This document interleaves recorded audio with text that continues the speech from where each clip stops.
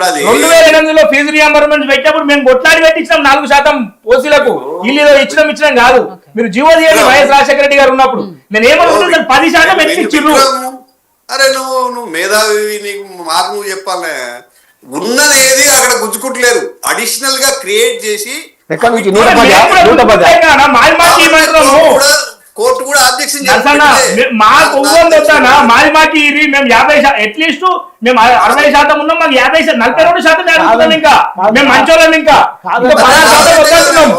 4 కోట్ల జనాభాకి కావాల్సిన సర్వెంట్ ని పెట్టుకుంటారు కానీ 4 కోట్ల 50 లక్షలు కానీ మీరు ఇంకో సర్వెంట్ ని పెట్టుకోలేదు కదా.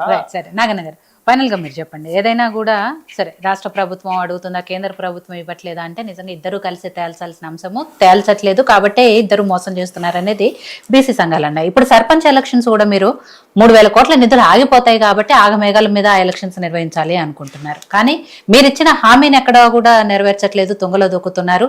ఇచ్చిన హామీ నిలబెట్టుకోవాలి అనేది వాళ్ళు మాట్లాడుతున్నమాట. అండ్ మీ తరపున పోరాటం చేయాల్సింది చేయకుండా, అడగాల్సింది అడగకుండా, ఈవెన్ అఖిలపక్ష మీటింగ్ కూడా ఇప్పటి వరకు మీరు ఒక్కసారి కూడా పెట్టలేదు.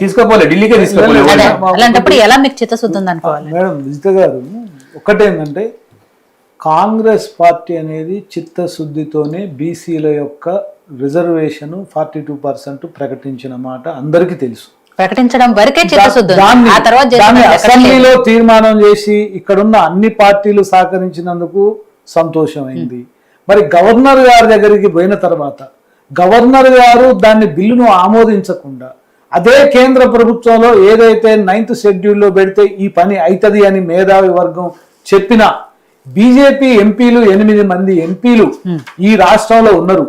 వారు కనీసం 2 మంత్రులు నరేంద్ర మోడీ గారు ప్రధానమంత్రి గారికి చెప్పి ఈ రాష్ట్ర ప్రభుత్వం తెలంగాణ ప్రభుత్వం బీసీలకి రిజర్వేషన్ ఇచ్చింది, ఇది కాంగ్రెస్ పార్టీ ప్రభుత్వానికే మనకి ఇది పోయేటట్టుంది, మరి మనకు కూడా రావాలి, మనకు కూడా మైలేజ్ రావాలనే గింత ఇది లేకుండా కేంద్రంలో చెప్పకుండా ఇవాళ మేము కులగణన చేస్తాం, మేము ఇది చేస్తామని బిఫోర్ ఎలక్షన్ అక్కడ లోకల్ బాడీ ఎలక్షన్లు బీహార్లో అసెంబ్లీ ఎలక్షన్లు ఉన్నాయి కాబట్టి ఆడ ప్రకటించారు కులగణన చేసి. ఇక రేపు చూడమనండి, చేయలేదు. అది ఇవాళ కాంగ్రెస్ ప్రభుత్వం డేర్ చేసి 42% ప్రకటించింది.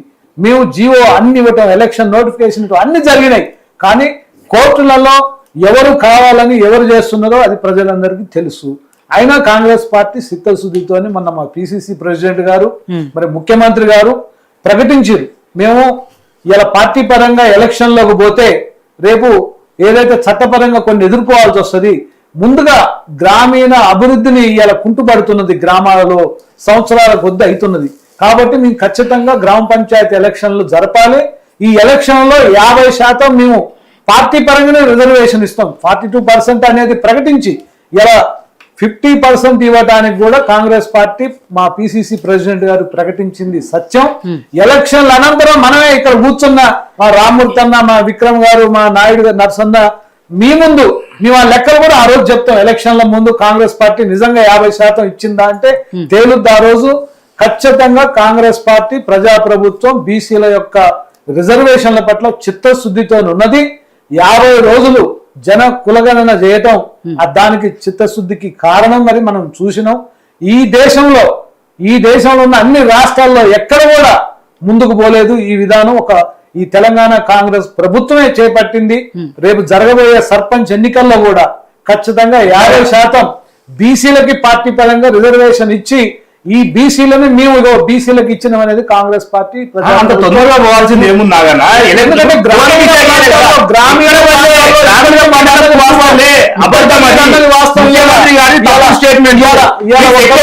వ్యవస్థ నడుస్తూనే ఉంది. 3000 కోట్లు మూసి 1,00,000 కోట్లు ఎందుకు 10,000 కోట్లు బడ్జెట్.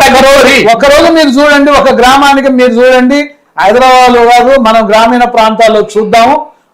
ఒక సెక్రటరీకి ఇలా మెయింటైన్ చేయడానికి రాష్ట్ర ప్రభుత్వం నుంచి ఎప్పుడో కొంతమంది 150 కోట్లు ఇస్తే ఆడున్న బ్లీచింగ్ పౌడర్ కానీ మిగతా వాటికి అదే సరిపోతున్నది. అభివృద్ధి కుంటిపడుతున్నది. మరి అలా ఏదైతే గతంలో ఉన్నటువంటి 11th finance, 14th finance, 15th finance నిధులను తీసుకొచ్చి గ్రామీణ అభివృద్ధికి మనం ఉపయోగపడ్డాయో ఇవాళ అలాంటి నిధులు 3,000 కోట్ల పైబడిన నిధులు కేంద్రం ఇవ్వట్లే. కేంద్రం ఇటు చట్టసభలో కానీ వీటిల్లో కానీ బీసీలకు ఇవ్వాల్సిన రిజర్వేషన్ ని ఇలా లోకల్ బాడీస్ లో ప్రకటించిన దానికి సపోర్ట్ చేయట్లేదు బీజేపీ ప్రభుత్వం. అదేవిధంగా గ్రామీణ ప్రాంతాలకు ఇవ్వవలసిన ఏదైతే అభివృద్ధి నిధులు ఉంటాయో గ్రామీణ అభివృద్ధికి ఆ నిధులు ఇవ్వట్లేదు. అన్ని విధాలుగా కాంగ్రెస్ ప్రభుత్వాన్ని ఇబ్బంది పెడుతుంది బీజేపీ ప్రభుత్వం.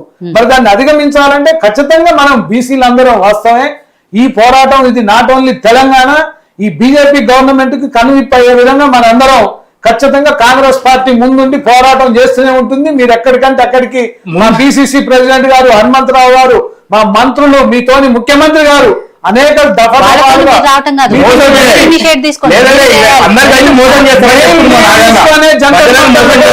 చేసిన ఘనత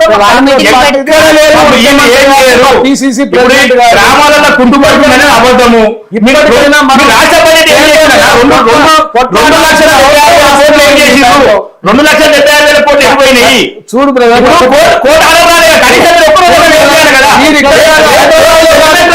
గ్రామీణ ప్రాంతాల నుంచి ఎగ్జామ్ రిజల్ట్ రాకపోతే మీరే మెమోలు తిప్పుతారు.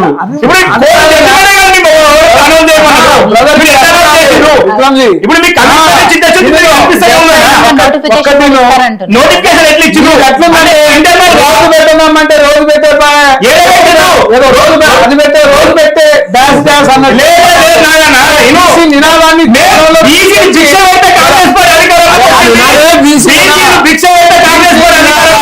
వచ్చింది కాబట్టి వచ్చింది